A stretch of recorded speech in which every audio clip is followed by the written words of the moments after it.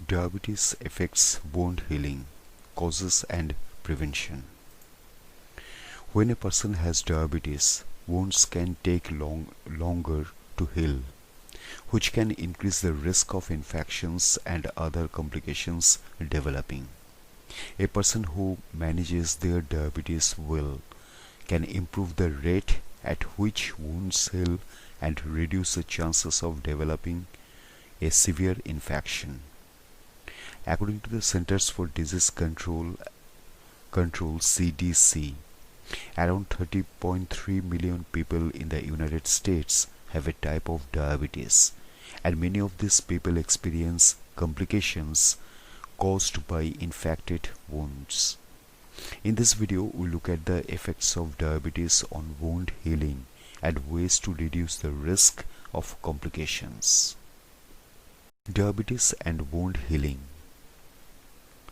Minor wounds, cuts and burns are an unfortunate but unavoidable part of life.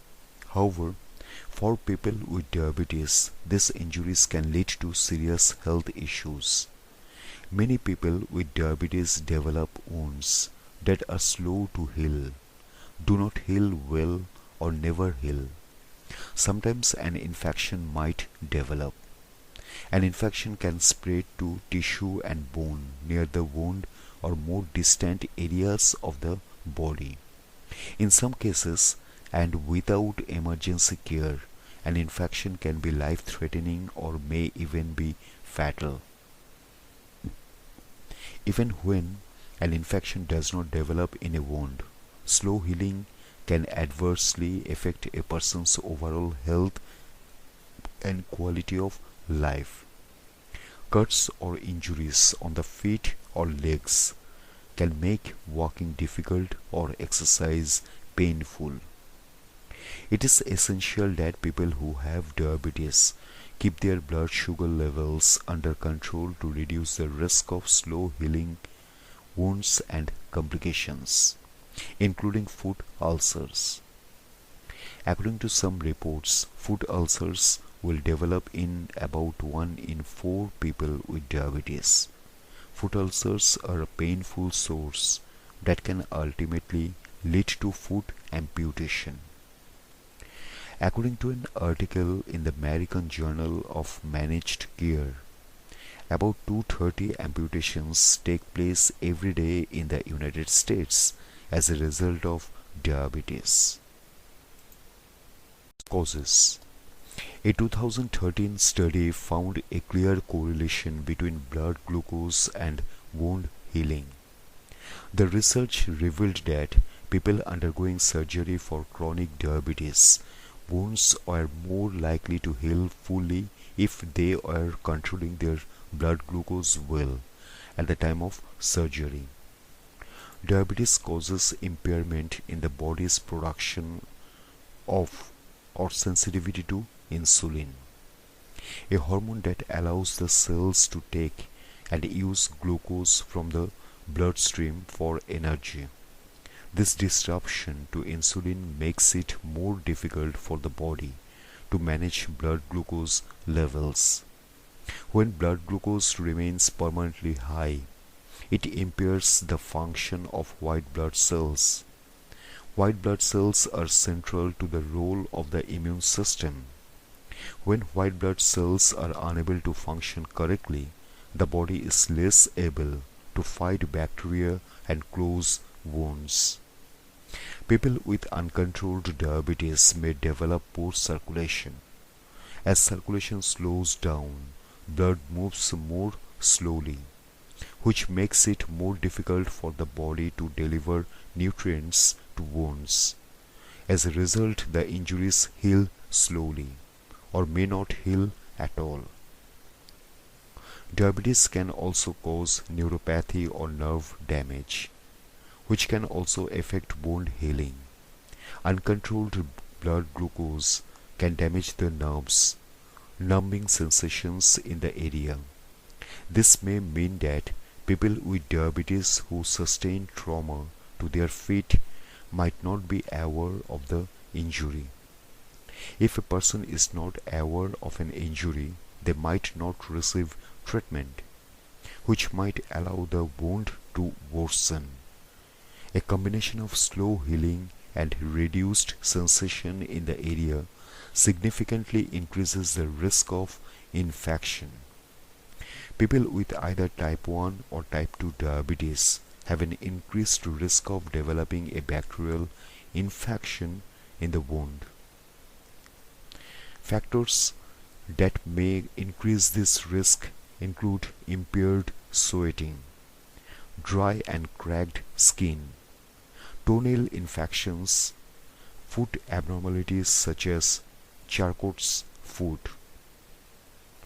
Other ways diabetes might affect wound healing include reduced production of growth and healing hormones, decreased production and repair of new blood vessels, a weakened skin barrier, reduced collagen production. Complications. People who experience poor wound healing due to the effects of diabetes on the nerves and blood vessels might also experience other complications. These include heart disease, kidney disease, and eye problems. If an untreated wound becomes infected, the infection may spread locally to muscle and bone. Doctors call this osteomyelitis. If an infection develops in the wound and is left untreated, it can progress to the stage of gangrene. Gangrene is a common cause of amputations in people who lost limbs as a result of diabetes. Sometimes people with uncontrolled infections develop sepsis, which occurs when an infection spreads into the bloodstream. Sepsis can be life-threatening. Prevention. People with diabetes can use specific strategies to improve the time it takes for a wound to heal. This includes managing blood glucose, thorough foot care, and treating wounds as they occur. Foot care for diabetes.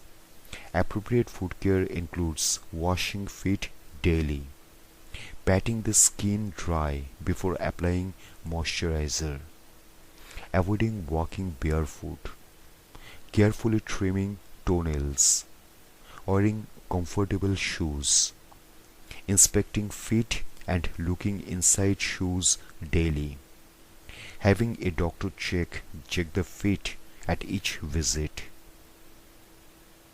Wound treatment. It is essential that people with diabetes carefully monitor their wounds. While wounds might heal slowly, it is not normal for them to remain open for several weeks, to spread, ooze, or become extremely painful.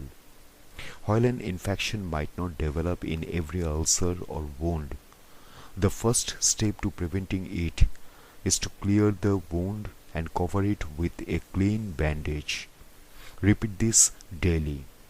It might be a good idea for people with diabetes to wear shoes and socks when walking around, especially if a wound has developed.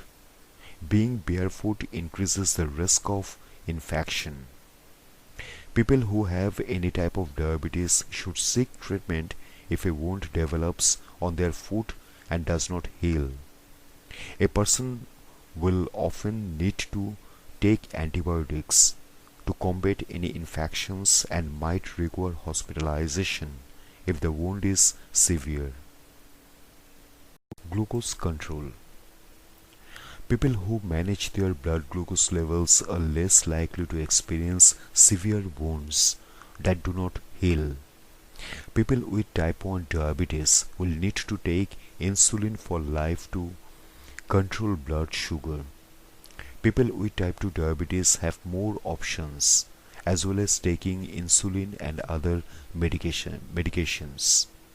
Making some lifestyle adjustments such as a healthful diet, regular exercise, and weight management may substantially improve a person's blood sugar levels. These lifestyle changes may even allow a person to manage diabetes without medication. People with both type 1 and type 2 diabetes can benefit from a carbohydrate controlled diet.